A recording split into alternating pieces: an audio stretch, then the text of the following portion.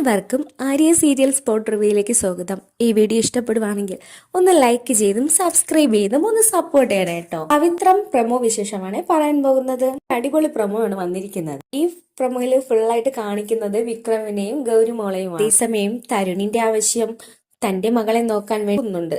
സാറിനെ പോയി കണ്ടിട്ട് കാര്യങ്ങളെല്ലാം പറഞ്ഞതിന് ശേഷം ബോഡി ഗാർഡായിട്ട് വിക്രത്തിനെയാണ് വെക്കുന്നത്. അവളുടെ ജീവൻ സംരക്ഷിക്കാൻ പറ്റിയ ഒരു വ്യക്തി തന്നെ വേണമെന്ന് ആവശ്യപ്പെട്ടു. ഇക്രു സാറ് നമ്മുടെ വിക്രത്തെയാണ് ആ ദൗത്യം ഏർപ്പെടുത്തിയിരിക്കുന്നത്. അതുപ്രകാരം ഇക്രു സാറ് കാര്യങ്ങളെല്ലാം വിക്രമിനെ അറിയിക്കുവാണ്. എന്നാൽ വേദയ്ക്കാണെങ്കിൽ ഈ കാര്യത്തിൽ ഒരു താല്പര്യവുമില്ല.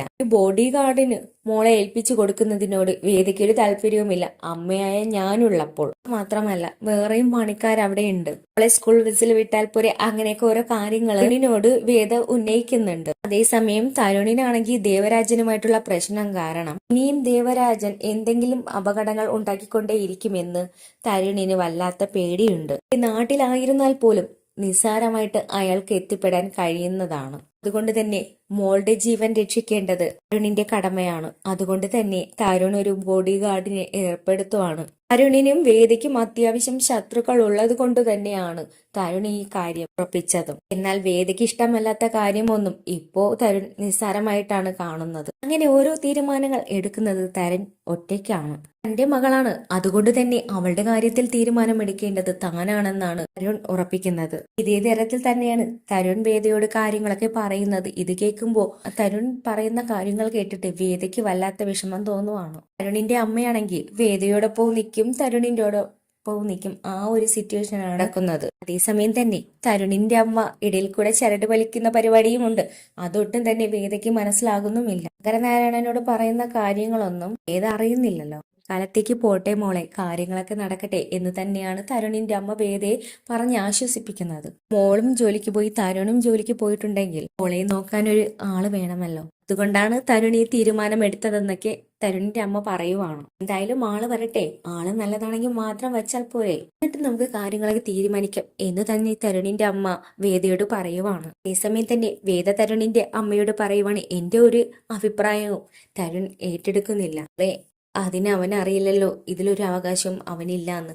അവൻ വിചാരിച്ചു വെച്ചിരിക്കുന്നത് അവന്റെ മകളെന്നല്ലേ. ഒക്കെ കാര്യങ്ങളൊക്കെ തരുണിന്റെ അമ്മ വേദയെ മനസ്സിലാക്കിപ്പിക്കുന്നുണ്ട്. എന്നാൽ തരുണിന്റെ അമ്മയുടെ ഇപ്പോഴത്തെ ആവേശവും ആഗ്രഹവും എന്താണെന്ന് വെച്ചാൽ വേദയും വിക്രവുമായിട്ട് പിരിഞ്ഞു പോവുകയും വേണം. അത് മാത്രമല്ല വേദയും തരുണും മകളുമായിട്ട് നല്ലതായിട്ട് ജീവിക്കുകയും വേണം. ഒരു കുടുംബമാകണം എന്നാണ് അവരുടെ ആഗ്രഹം. അതൊക്കെയാണ് തരുണിന്റെ അമ്മയുടെ മനസ്സിലിരിപ്പ്. അതേസമയം വേദ പല സമയങ്ങളിലായി തരുണിനോട് സത്യങ്ങളെല്ലാം പറയാൻ പോകുന്ന സമയത്ത് അതിൽ നിന്നെല്ലാം പിന്തിരിപ്പിക്കുവാണ് തരുണിന്റെ അമ്മ. കാരണം ഈ സത്യങ്ങളെല്ലാം അറിഞ്ഞു കഴിഞ്ഞാൽ വേദയും തരുണും അകൽച്ച ഉണ്ടാകുമെന്നും അവർക്കറിയാം. അതേസമയം നമ്മുടെ വിക്രമാണെങ്കിൽ തീരുമാനിച്ചു കഴിഞ്ഞിരിക്കും ഒരു കുട്ടിക്ക് ബോഡി ഗാർഡായിട്ട് പോകാമെന്ന്. അതേസമയം തന്നെ മാഷിനോട് വിക്രം എല്ലാ കാര്യങ്ങളും തുറന്നു പറയുകയാണ്, ഒരു കുട്ടിക്ക് ബോഡി ഗാർഡായിട്ട് പോകുന്നു എന്ന്.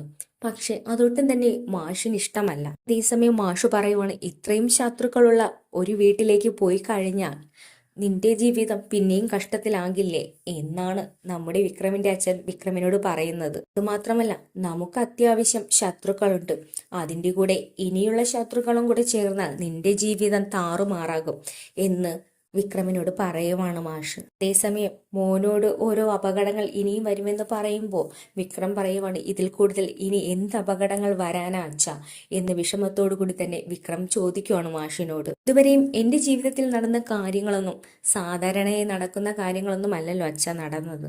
അതുകൊണ്ട് തന്നെ ഇനി എനിക്ക് എന്താ പേടിക്കേണ്ടതെന്ന് വിക്രം ചോദിക്കുവാണ്. അതേസമയം അച്ഛന് കൂട്ടായി കുറച്ച് ആളുകൾ അവിടെ ഉണ്ട്. വിക്രമെ അവരെ ഏൽപ്പിച്ചിട്ടാണ് വിക്രം ഈ ദൗത്യത്തിലേക്ക് പോകുന്നതും. അങ്ങനെ വിക്രമും തരുണും ആദ്യമായിട്ട് കൂടിക്കാഴ്ച നടത്തുകയാണ്. സാറ് പറഞ്ഞിട്ടാണ് ഞാൻ വന്നതെന്ന് തരുണിനോട് വിക്രം പറയുന്നുണ്ട്. അതേസമയം തന്നെ വിക്രമിനോട് ഡീറ്റെയിൽസും കാര്യങ്ങളൊക്കെ തരുൺ ചോദിക്കുവാണ്. അതേസമയം തന്നെ പ്രൊമോയിൽ കാണിക്കുന്നതാണ് വിക്രം വരുമ്പോ ആ കുട്ടി വാട്ടർ ഗണ്ണ് വെച്ചിട്ട് വിക്രത്തിനെ ഷൂട്ട് ചെയ്യുന്നുണ്ട്. വിക്രമാണെങ്കിൽ കൊച്ചിന്റെ ഇഷ്ടപ്രകാരം തന്നെ നിന്ന് വെടികൊണ്ടിട്ട് വീഴുന്നത് പോലെയൊക്കെ അഭിനയിക്കുന്നുണ്ട്. ഇതില് നെഞ്ചത്ത് കൈവച്ചിട്ട് താഴേക്ക് വീഴുന്നത് പോലെയൊക്കെ അഭിനയിക്കുവാണ്. കുട്ടിയോടുള്ള വിക്രമിന്റെ രീതികൾ കണ്ടിട്ട് തരുൺ ഞെട്ടി നിൽക്കുവാണ്. തരുണിന് മനസ്സിലാവുകയാണ് വിക്രമിന്റെ കയ്യിൽ തന്റെ മകൾ സുരക്ഷിതമാണെന്ന്. അതേസമയം തന്നെ വിക്രമും മോളും തമ്മിൽ നല്ല രീതിയിൽ അറ്റാച്ച്മെന്റ് ആകുവാണ്. അതേസമയം ഗൗരി മോൾക്കാണെങ്കിൽ വിക്രമിനോട് കൂടുതൽ ഇഷ്ടം തോന്നി തുടങ്ങുന്നുമുണ്ട്. അതേസമയം തരുണാണെങ്കിൽ വാട്ടർ ഗണ്ണെല്ലാം മോളുടെ കയ്യിൽ നിന്ന് വാങ്ങിയിട്ട് എന്താ മോളെ കാണിക്കുന്നത് എന്നൊക്കെ ചോദിക്കുവാണ്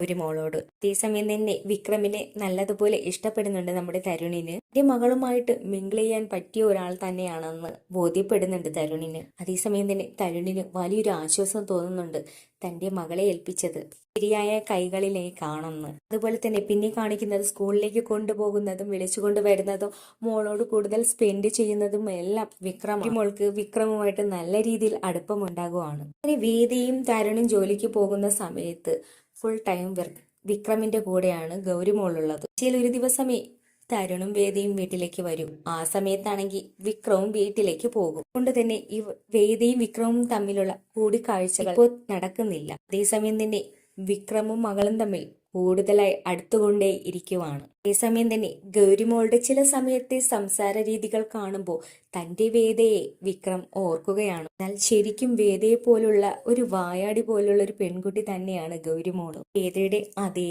സ്വഭാവത്തിലുള്ള സംസാര രീതികൾ തന്നെയാണ് ഗൗരിമോൾക്ക്. അത് ആശ്ചര്യത്തോടു കൂടി തന്നെ വിക്രം നോക്കുന്നുമുണ്ട്. ഈ സമയം തന്നെ വിക്രം മനസ്സിൽ ആലോചിക്കുവാണ് ഇതേപോലുള്ള ഒരു കുട്ടി തന്നെയാണ് ഗൗരിമോൾ. ഇത്രയൊക്കെയാണ് പ്രൊമോയിൽ കാണിച്ചിരിക്കുന്നത്. വരുന്ന എപ്പിസോഡിൽ ഗൗരിമോള് വഴിയായിരിക്കും നമ്മുടെ വിക്രം വേദയെ കാണുന്നത്. അത് മാത്രമല്ല മകളെ ചേർത്ത് പിടിക്കുവാനും കൊഞ്ചിക്കാനും കാലം കാത്തുവെച്ച ഒരു സമയമാണ് ഇതെന്ന് വിക്രം മനസ്സിലാക്കുവാൻ കൂടെ പോവുകയാണ്. ഇനി വരുന്ന എപ്പിസോഡ് വളരെ ഇൻട്രസ്റ്റിംഗ് ആയിട്ടുള്ള എപ്പിസോഡുകളായിരിക്കും. അതൊക്കെ നമുക്ക് കാത്തിരുന്ന് തന്നെ കാണാം. അപ്പോൾ ഈ വീഡിയോ ഇഷ്ടപ്പെടുവാണെങ്കിൽ ഒന്ന് ലൈക്ക് ചെയ്തും സബ്സ്ക്രൈബ് ചെയ്തും ഒന്ന് സപ്പോർട്ട് ചെയ്യണം കേട്ടോ.